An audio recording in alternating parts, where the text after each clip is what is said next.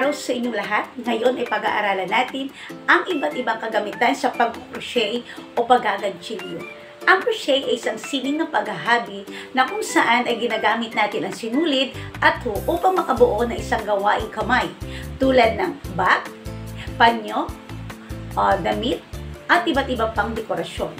Ito ay nagmula sa salitang Frances na crochet na ibig sabihin ay nangangahulugang hook.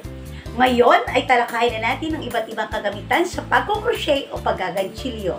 Ang una ay meron tayong hooks o pangsinsay. Ang hooks ay ginagamit natin sa pagkuha ng sinulid at pagbuo ng tahi. Ang mga hooks ay maaaring yari sa kahoy, sa buto, sa plastic, sa bakal at aluminyo. Ang ikalawa ay ang yarn o sinulid. Ito ay pangunahing materyales sa pagbuo ng proyekto. Ikatlo ay scissors o gunting na ginagamit natin sa pamutol ng tali.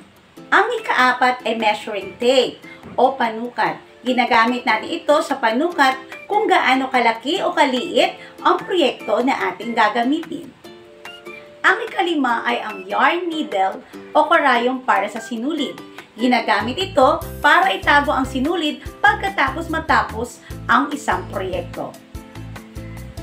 Ang pagkilala sa mga kagamitan sa pag-crochet ay hindi lamang nakakatulong sa paglinang sa paggawa. Ito rin ay nakakatulong sa paglago ng mga mag-aaral upang sila'y maging disiplinado, malikhain at magkaroon ng pagpapahalaga sa mga gawaing kamay bilang bahagi ng kulturang Pilipino.